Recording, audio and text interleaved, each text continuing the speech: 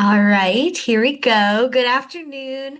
Thank you so much for joining us today for our presentation on military families and suicide and support.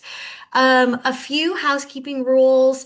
So this webinar is going to be recorded and sent out after the presentation. So if possible, please remain muted throughout to avoid any other background noise, but feel free to utilize our chat if you have any questions.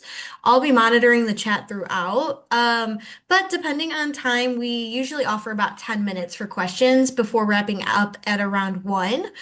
And in case you aren't familiar with NAMI, here at NAMI Greater Cleveland, our mission is dedicated to empowering those living with mental illness and their family members so that they can achieve a better quality of life by providing education, support, information, referral, and advocacy.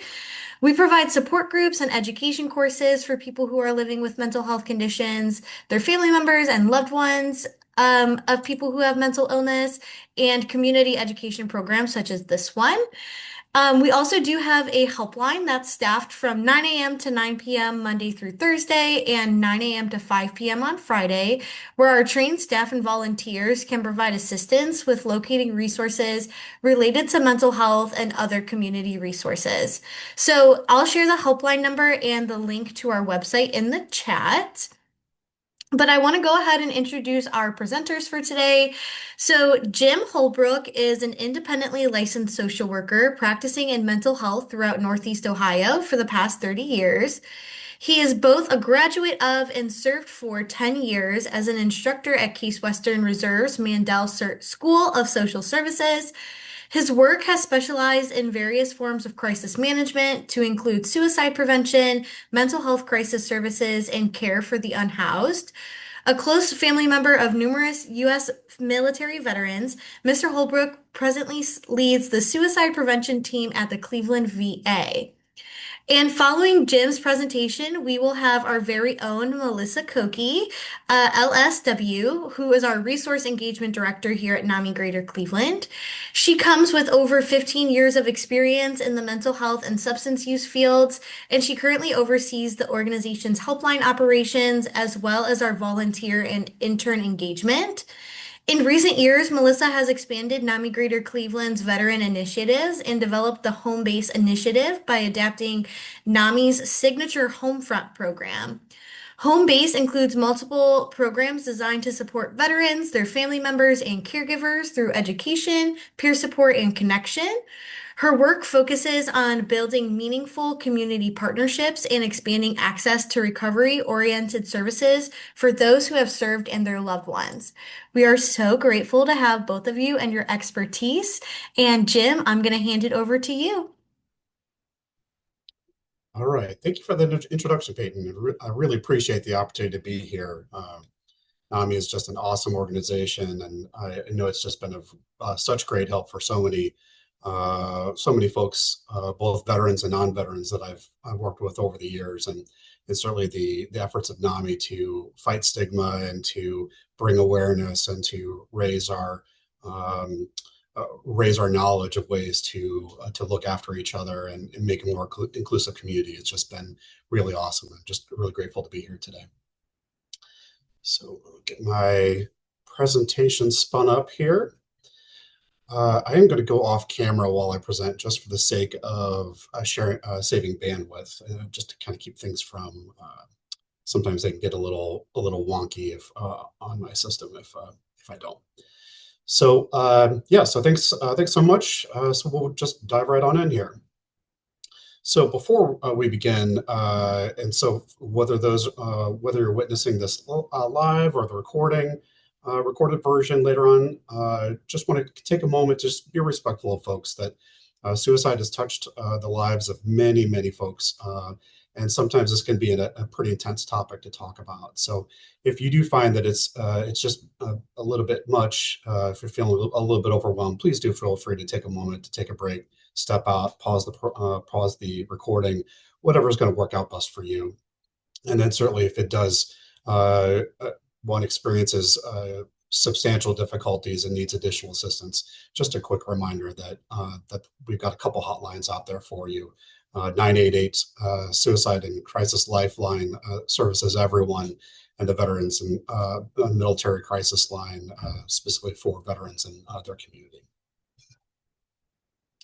So just a quick overview.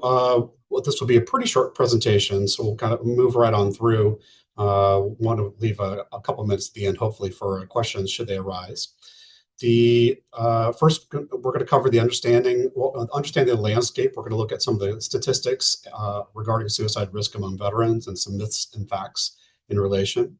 We're going to discuss a little bit about the warning signs and risk factors of suicide, specifically behavioral, emotional, and situational red flags, and how family members and peers can recognize early warning signs and interrupt folks who may be experiencing or moving into crisis. We'll be looking at protective factors and resilience, specifically things around the importance of connection, purpose, and community.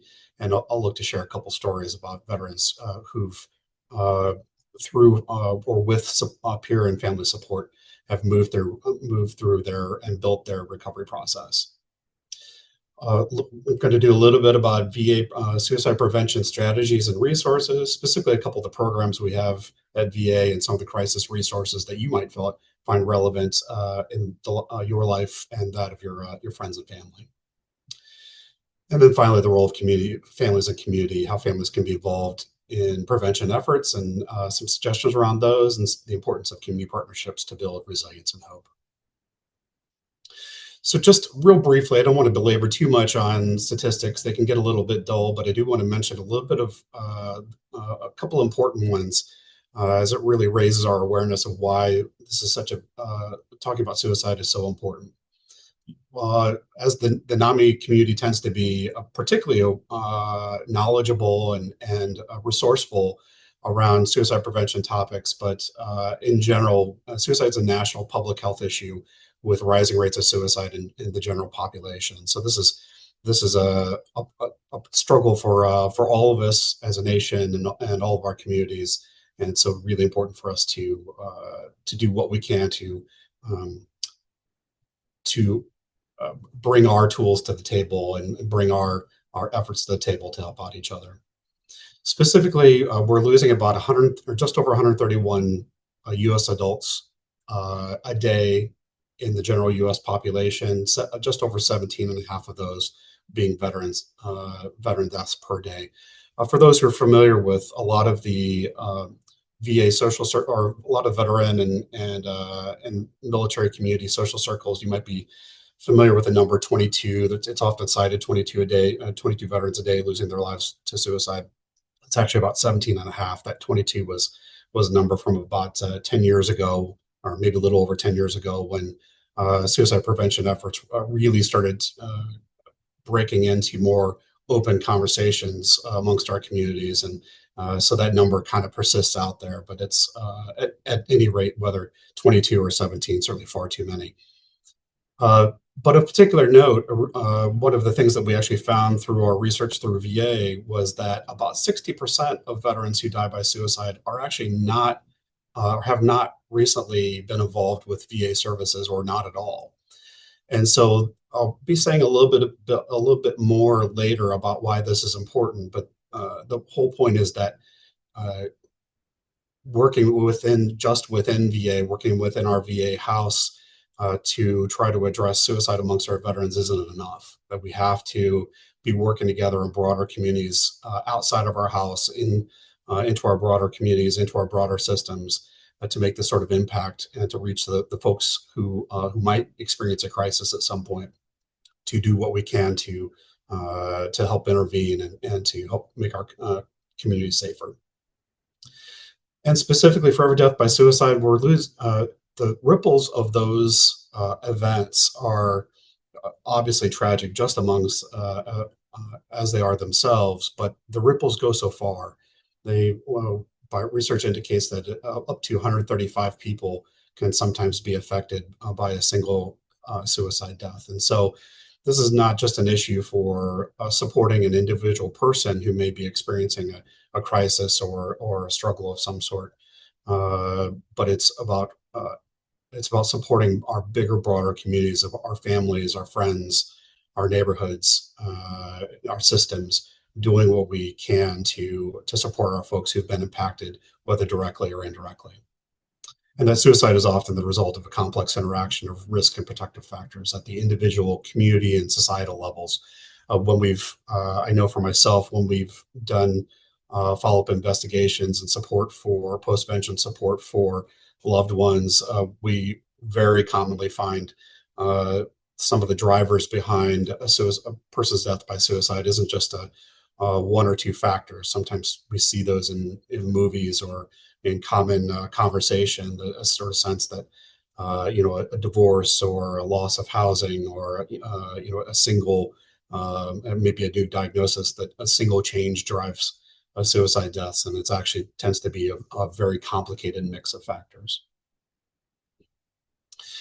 Specifically, I do want to bring up the mechanism of firearms that to discuss suicide amongst the veteran population would be remiss to not discuss firearms. That amongst the non-veteran U.S. adult population, firearm deaths are certainly the number one leading cause of death. 52%, 52.2%. You can see there. So composing more deaths than all other mechanisms combined. But it's especially stark with the veterans community that rather than 52%, we're looking at about 3/4 of veteran suicide deaths are by firearm.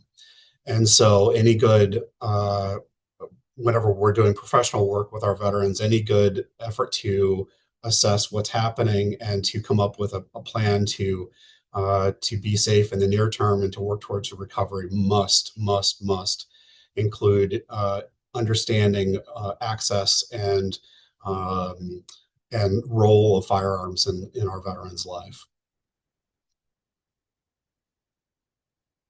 Some common myths you'll sometimes see when we hear veterans discussed in kind of broader conversations or broader stories in movies or other media. We'll often see themes like veterans being broken or dangerous, that only combat veterans get PTSD. And sometimes there's um, a common belief that PTSD symptoms always appear immediately after a trauma. And none of these are accurate. Most veterans with PTSD are not violent and can lead fulfilling lives with the right support and treatment. So just like everyone else, that because one has maybe a chronic health condition of any particular kind, that inherently does not make someone more dangerous or more is not is should not be treated as a person of threat or be approached with fear. While veterans have a higher risk for PTSD due to their service, about 14% or so of veterans have been diagnosed or will be diagnosed with PTSD. Not all veterans have or will develop PTSD. And again, referring back to the first one, and even if you're part of that 14% who has been or eventually does become diagnosed with PTSD, that again, that has nothing to do with violence and everything to do with just the need for support and the need for care and the need for uh, uh, treatment for some in manners that's going to be most effective in their lives. And then specifically in relation to PTSD, symptoms can be delayed and may not appear for months or even years after the event. We often find through our veterans community that it's not till much later in life that PTSD symptoms can arise. So sometimes from in the process of transitioning into a retirement from daily work or loss of a spouse or a new chronic illness diagnosis, that sometimes it's those transition periods where PTSD symptoms can first emerge. So for some, that can be a confusing experience initially, and certainly a situation where we want to provide that person kindness and compassion and effective treatment to help them through. There's also another myth sometimes that we see that the only one who can really help someone who is suicidal is a mental health counselor or therapist. And I really want to bring to the table here today that certainly while quality, accessible, evidence-based treatment is plays a very important role in the recovery for many folks with chronic disorders. That talking about suicide in and of itself does not require special training. That just being a kind, interested, supportive human, and when we find folks who are struggling, is extremely important. Helping someone feel included and showing genuine, heartfelt support can also make a big difference during a challenging time. Now, may that be the only thing involved? No, we very well we very well may want to bring additional resources to the table, but rest assured that you do have the ability to help folks, and you do have the ability to provide support, and you do have the ability to notice when someone's having a hard time, and asking more questions when you're seeing the red flags. And speaking of red flags, so I'd like to discuss first some warning signs. These are the sort of things that if they come up, you want to sort of file those away as things to draw your attention, things to kind of perk up about and be curious about, and really put your listening ears on, and ask more questions with your person. Hearing things like "I feel like there's no way out," or "no reason to live," or "I feel hopeless." Big changes in anxiety, agitation, or mood swings, either a sudden emergence or sudden increase of rage or anger.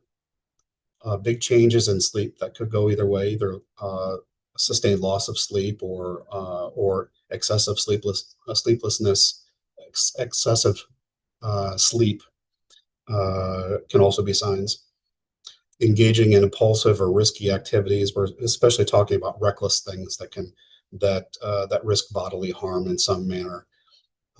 Increasing alcohol or drug use, and especially withdrawing from family and friends. I really do want to bring a special attention to that one, that we often find it as a particular common warning sign across the breadth of many folks, that where we find folks who've been closely involved with friends or family, or other social circles, and then are suddenly pulling away from those. Those are times that we want to look after our people, and check in with them and say, "Hey, how are you doing? And what's happening?" So these are things that are going to perk your ears up, and we want you to get curious about.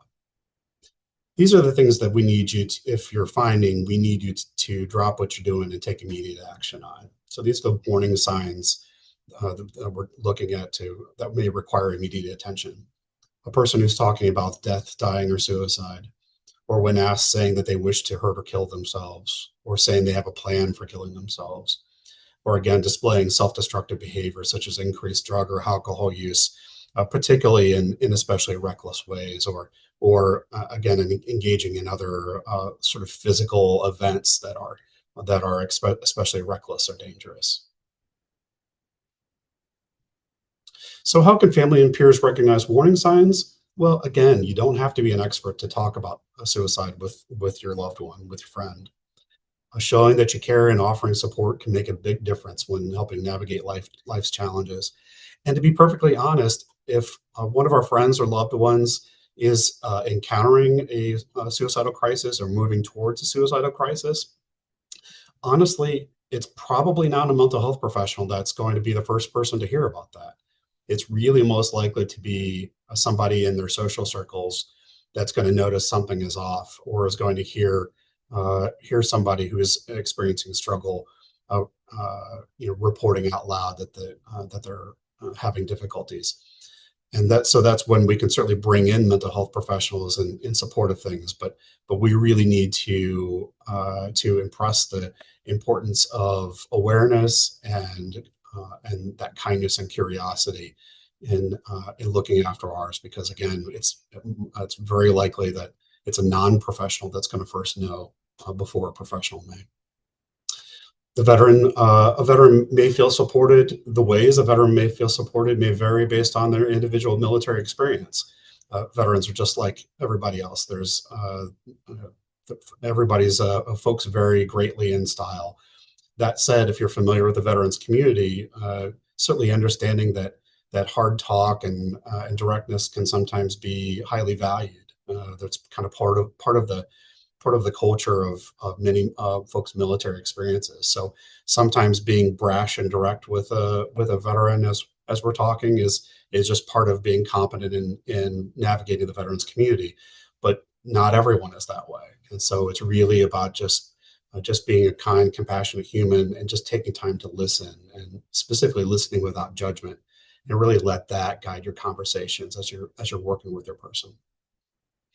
That said, we really do encourage more training for folks if you do have an interest. There's lots of different resources, just a few right here.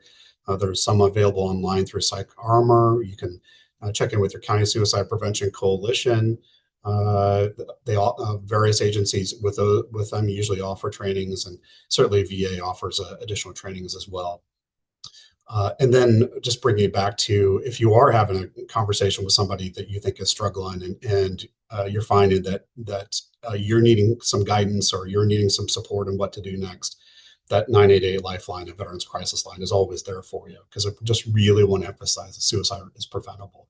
Most people, even if they've had a past episode of a suicide attempt, have survived a suicide attempt in their lives, actually do not go on to die by suicide. We know this by a pretty famous study, about a 40-year long longitudinal study, that folks, even if they've had an attempt, actually don't actually go on to die by suicide. But that said, we don't want to rely on that. We want, if someone's experiencing a crisis, we want to do something about that right now. We don't want to set it aside or circle back to it later. So some things that, again, more about roles and the role of family and communities, specifically the importance of connection, purpose, and community. So it's really common to experience loneliness after leaving the military or losing a loved one or a close friend or even moving to a new job or community. Transitions in life tend to be really some of the more stressful times in life in a very normal way. And so, as ways to looking out for each other, if we know someone's going through transitions, those are the times we want to be checking in with our people, because again, sometimes we get a big change, and so we can feel some loneliness from that. And so, small gestures can make a really big difference. And so, some things you might consider doing with your friend or family member or community member is inviting them to watch a movie together, or tell the person how much they mean to you, or sending them a little text message, something a little nice, just kind of check in with them from time to time, try out a new activity together, or just head out for coffee. That said, if you're really looking for some additional supports and resources, there's all sorts of avenues for doing that. I'll give you some more resources here before the end of the talk. But one of those is there's an Objective Zero app that can certainly provide support or provide guidance and direction for resources within the veterans community, and they can do those through text and phone calls and video conferencing. And so, the importance of connection and community. And so, if you recall a reference before, sort of withdrawing and disconnecting is a pretty risky thing, and usually a sign of, or for folks who are really struggling, can be a risky thing. And in general, it tends to be a sign of someone who's having a hard time in general. But we also find that the opposite of that is true. That connection and finding purpose and finding community, finding one's role in the community, are really, really important as far as being protective of us as we go through periods of struggle and pain or suffering. That connection can go a long way to helping us through and helping us find our recovery. Do want to bring up a couple different examples of that. A couple veterans who I worked with over the years that sought their connection and their purpose in different ways. So I worked with a veteran at that time. He was in his later 30s. He'd had a couple combat tours to Iraq, and had experienced just a terrible event where he was guarding a checkpoint, and vehicle had attempted to run a checkpoint, and he was given an order to eliminate the vehicle, only to find out that there were It was a father driving his children, and they were trying to escape through the checkpoint. And so just an awful tragedy, and something that the veteran brought home with him and continued to struggle very badly with. Um, Went through extended periods of severe depression and multiple hospitalizations and really very dangerous suicidal episodes, and really struggled to recover both from a trauma standpoint. He'd had a number of traumas from his military service, and also had a experience a very difficult childhood. And so just doing basic things like shopping in the grocery store was almost impossible for him. He couldn't make it into the middle of an aisle of a grocery store because the anxiety would be too strong. In combat scenarios, to be in the open like that is to be in a extraordinarily dangerous situation. And so, he was really struggling to function just in basic ways. Um, and was having a difficult time. Really was disconnected from all of his military peers, his veteran peers. Was having really wasn't able to make it out of his house most days. And so it really took a lot of work. It was through a lot of efforts around evidence-based treatments. It was through efforts for his family to do efforts to practice together on things. One of the strategies he eventually came up with is that if he went to the grocery store late at night with his teenage son, and his teenage son was able to stand at the end of an aisleway, then he was able to steadily work himself towards being able to get down the aisle, and eventually to be able to return to shopping normally as he had in the past, or at least shopping in a way that worked for him. For him, his connection was also finding for him his religious faith, his church community, and so he was able to find ways to both socialize and also find purpose in his community through developing a connection with his church family, and then also from finding a buddy who they ended up buddy had served with, and finding an effort towards flipping houses. And so again, finding role and finding purpose for himself, and finding connection with others again. Yes, treatment was evidence-based treatments were certainly a consistent thing behind the scenes, and helped to anchor in many of those things. But it was these efforts to connect with others that really helped bring that purpose of life back for him. I also had another veteran that I worked with. This veteran had transitioned from male to female after she left military service about 20 years ago or so, and so and had a very difficult childhood, and her family relationships were already very, very strained. And then after she made her open transition, uh, those relationships became even more complicated, and so was really struggling with a lot of mood difficulties, and sort of a struggle about sense of self, sense of how she felt about where she was in life, and where she was with her relationships, and went through a very long series of struggles with hospitalization and difficulty finding treatments that were going to help. And eventually, it was a way that things kind of came together, that some of the treatments started taking better effect, some of the newer treatments started taking better effect. But she also discovered that she had a real talent for playing guitar, that music in her life uh, had always been important, and joined a Guitar for Veterans group here at our Cleveland VA.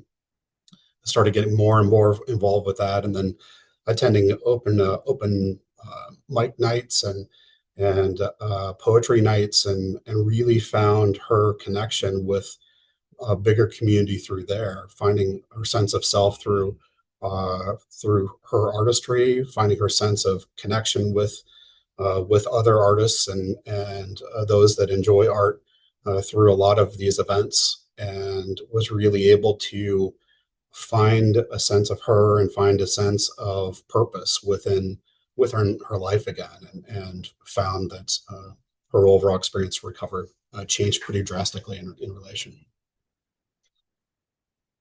Pardon me, I'm going to call for just one moment. So,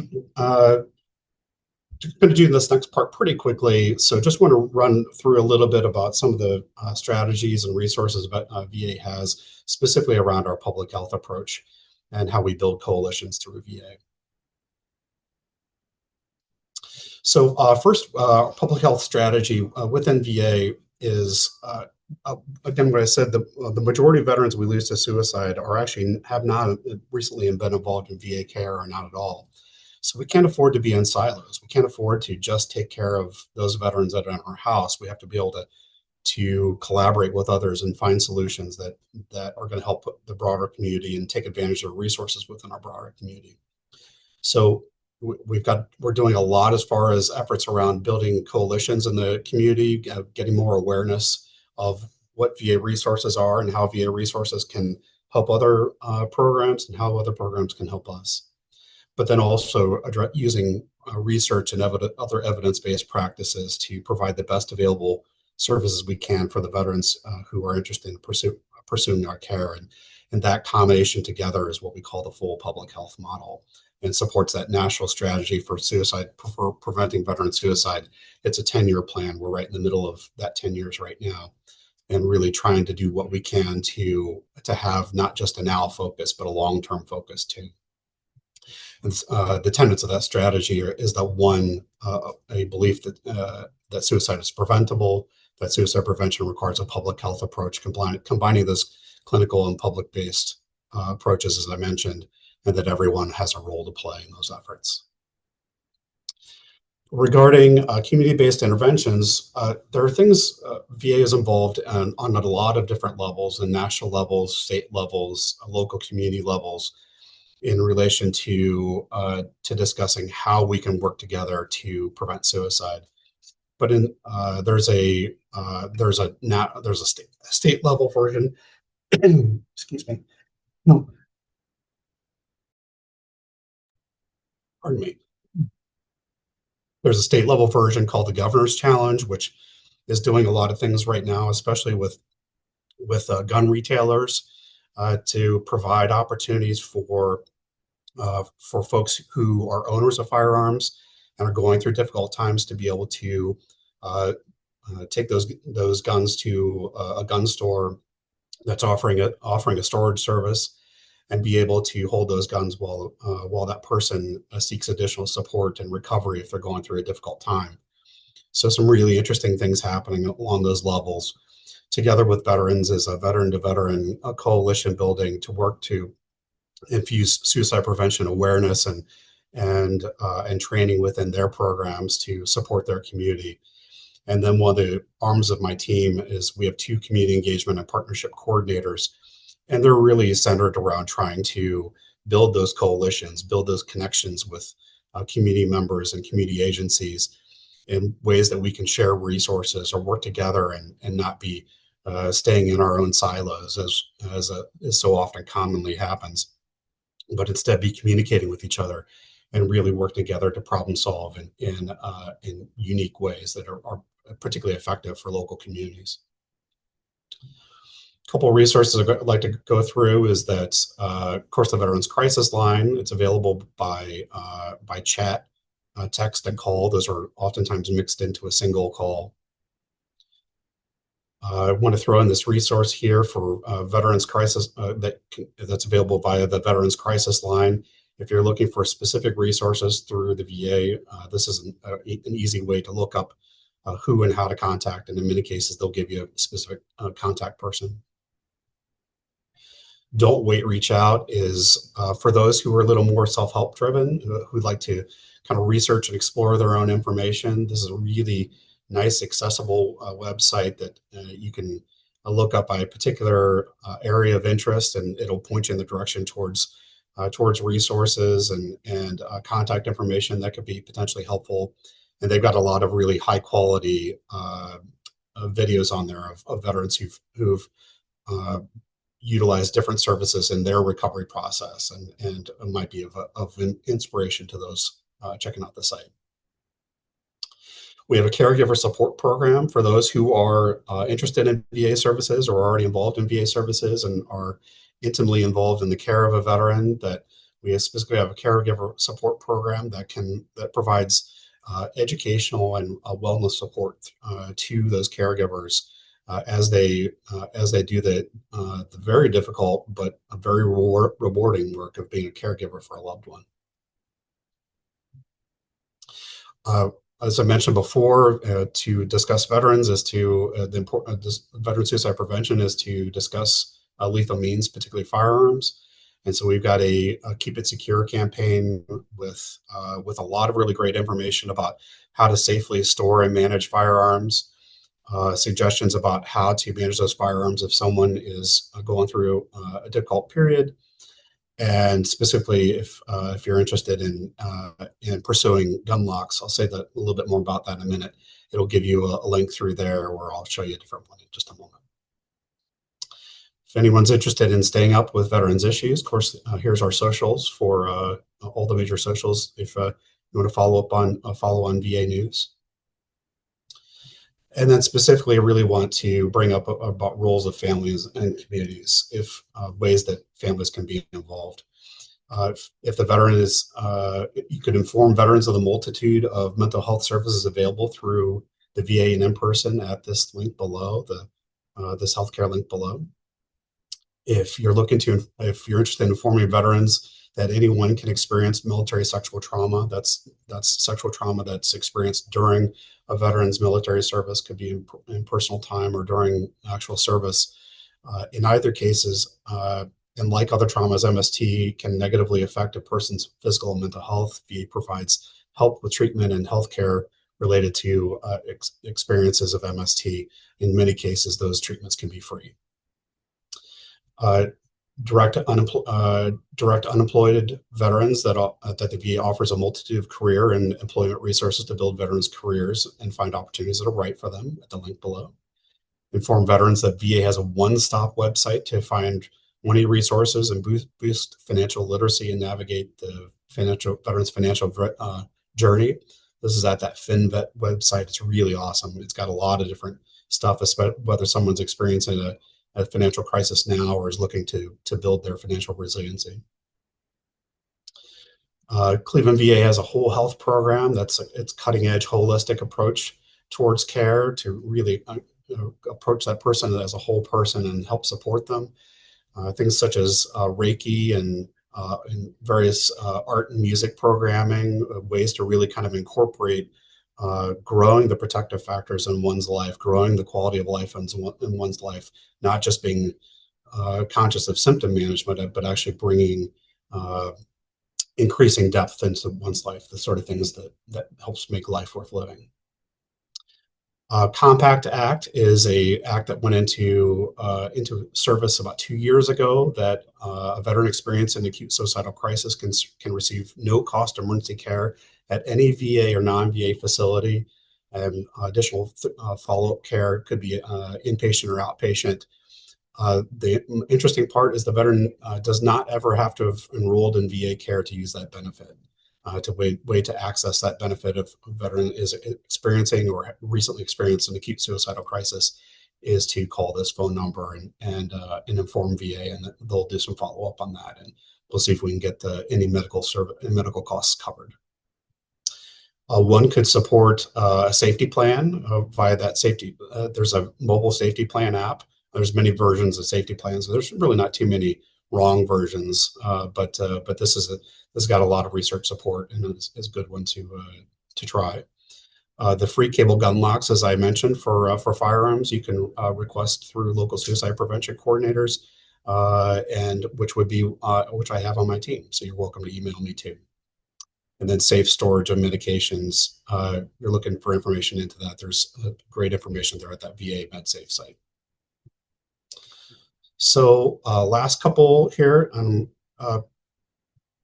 Hey guys, do I have time to go through this, or am I cramping Melissa too much? You're good if you want to run through it. Okay.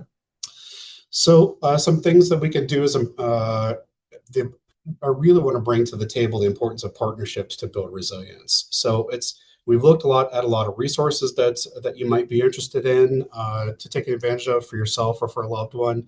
But there's also organizations you can connect with that can be really helpful as far as building that sense of connection and community. As Melissa's going to mention, there's NAMI Homefront. As many folks checking out this recording or are here live today might be already aware of this, but just a wonderful program. I just really encourage you to think about that. You can join one of the county suicide prevention coalitions. All the surrounding counties here, Cuyahoga, Lake, Lorraine, all have their own coalitions. Some of the more rural counties sometimes share a coalition between counties, but you can find those through that link. The Cuyahoga County Veteran Service Commission has an events page that includes a lot of the major veterans events in the area. Those can be really fun and very cool and have tons of resources. There are recreational groups like fly fishing groups through Project Healing Water or Team Red, White, and Blue, which does a lot of athletic events together, or a lot of really fun stuff happening there. Folks could access spiritual or religious support for veterans. There's an on-call number available right there through that VA Chaplain Services site. That person doesn't have to have been a past consumer of VA services to take advantage of that, by the way. You could learn more. NAMI is a wonderful advocate and provider of training and resources, but if you're looking for more info, there's some info. There's a link there under VA Mental Health Friends and Family. There's a whole bunch of other evidence-based, highly regarded and well-supported health apps through VA mobile apps regarding sleep, chronic pain, meditation, mindfulness, any number of other things. Cornerstone of Hope here within Cuyahoga County does grief and loss trainings and support groups. Some of those are minimally priced. You could follow state level mental health policy discussions through Ohio Suicide Prevention Foundation. Lots happening on the state level right now. Some more helpful than others. And if you are presently working for a program or looking to do a project or proposal, here's a link if you're looking for some additional information regarding veterans, if you need some data that might be helpful in your efforts. So that it ends my part of the presentation. Open the floor for any questions.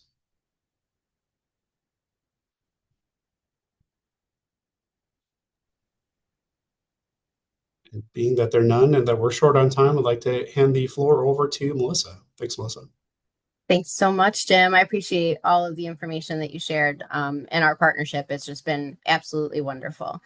Let me go ahead and get my presentation up. So I would like to share some information about NAMI, about Homefront, home base. So earlier Jim had mentioned that, and I wanted to share with you guys. Let me get my presentation going.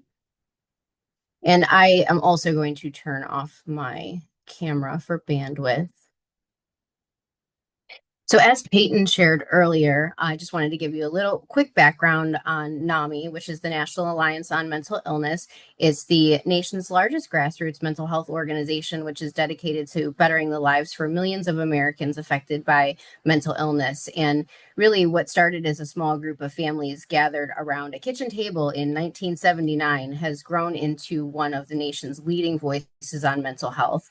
Today, we're an association of hundreds of local affiliates, state organizations, and volunteers who work right here in your community to raise awareness. NAMI Home Base is a dedicated initiative created to supporting veterans, active duty, service members, and their families and caregivers.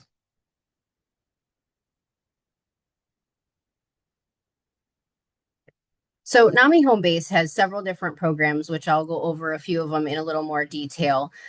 Through a range of evidence-based, free, peer-led programs, NAMI Greater Cleveland provides education, connection, and compassionate support for those navigating mental health challenges related to military life. Our goal is to empower the military community with resources and promote healing, understanding, and long-term well-being. So the programs that you just saw on the previous page, I'm going to go ahead and just give you a little bit of detail about what each of them is. NAMI Homefront, which really was the foundation for the entire home base initiative, is an educational program that is free to all and it's held over 6 sessions. The program is designed for family members, caregivers, and friends of military service members and veterans with mental health conditions. It's based on the nationally recognized Family to Family program, and Homefront is designed to address the unique needs of family members, caregivers, and friends who have served and currently are serving our community. The program is taught by trained family members of service members with mental health conditions. And the participants, they're really going to gain strategies for yourself, for including managing your stress, how to support a family member with compassion, ways to identify and access federal, state, and local services, and where to find information about the latest research and information on mental health, including post-traumatic stress disorder, traumatic brain injury, anxiety, depression, and substance use. It talks about current treatment approaches and evidence-based therapies, tactics to navigate challenging and impact mental health conditions of the entire family. And it also has a crisis management module, problem solving, and effective communication. This class particularly, is something that I personally teach, and it's really an opportunity for mutual support and shared positive impact. You'll experience compassion and reinforcement from people who can relate to your experiences.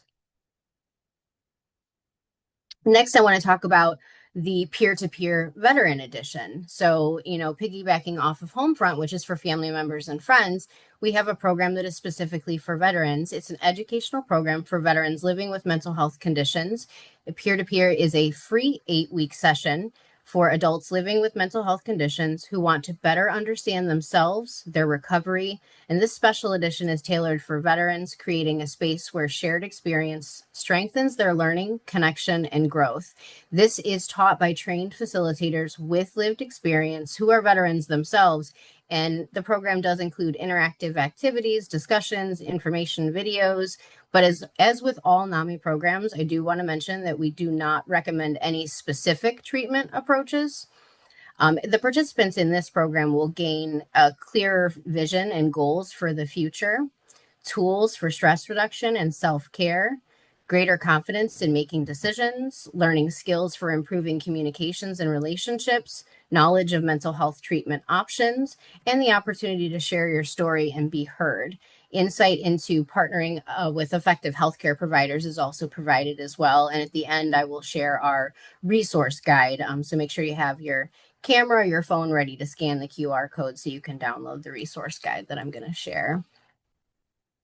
Next, I want to talk about our Veteran Caring Calls program. This is for family members and veterans. It's a peer support program, and it is tailored specifically for those who are navigating mental health challenges. Participants are matched with trained veteran peer supporters who are volunteers that provide empathy, peer guidance, and authentic connection rooted in shared experience.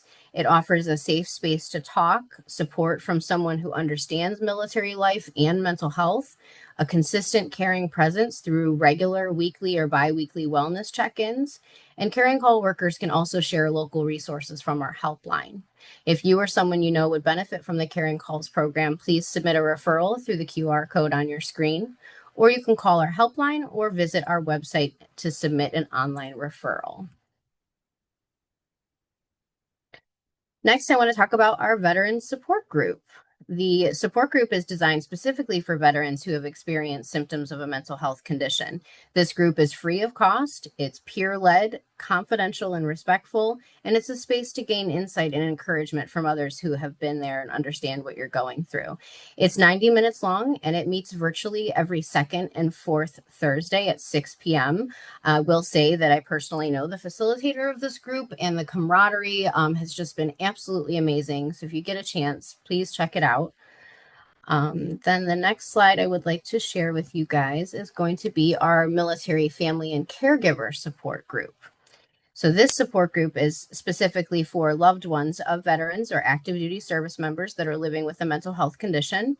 This group offers connections, safe, judgment-free space to share experiences and strategies. It is led by trained family members of individuals with mental health conditions that have similar lived experience. It's free, confidential, and it meets virtually the first and third Wednesday at 6:30.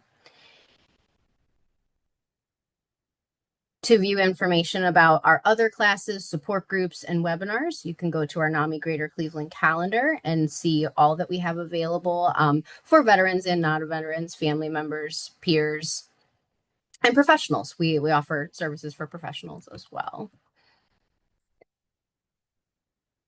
All NAMI home-based programs are free, confidential, and led by trained individuals with lived experience. So whether you're a veteran or a current service member or family member supporting someone who serves, you are welcome here. You can call the NAMI Greater Cleveland helpline if you need help registering for program or accessing local resources. We are available from 9 a.m. to 9 p.m. Monday through Thursday, and Friday 9 to 5. As Jim mentioned earlier, if you or someone you know is having thoughts of suicide or experiencing a mental health crisis, please call the Veterans Crisis Line. It's available 24/7 by dialing 988 and pressing 1. For further assistance, we recommend that you call the completely confidential counselors at Military OneSource. Military OneSource is a Department of Defense program that provides free 24/7 confidential support and resources for service members and their families and eligible survivors. It offers assistance with a wide range of topics, including financial counseling, mental health, relocation, tax services, legal assistance, career support. The services are available online or by phone, and you can also get information such as PCS moves, deployment, general well-being. It's an amazing resource. Also, at NAMI, if you're interested in becoming a trained program leader, you can complete an application on our website, and the link is below. And then finally, I'd like to share some resources with you guys. NAMI Greater Cleveland is here for those who serve and for those who stand behind them. You can get access to all of our programs by clicking on, scanning the red QR code and then the NAMI Homefront Resource Directory. That is a 30-page national resource directory for veterans and family members, and it has lots of amazing information. So I'll pause here for a moment so you guys can go ahead and scan these codes and download the resource guide.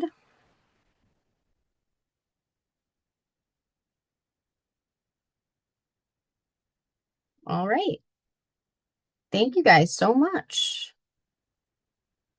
Peyton, I Thank can hand it back to Yeah, you. I was going to say thank you so much, Melissa and Jim. I am going to go ahead and stop the recording now. So thanks everybody for joining in.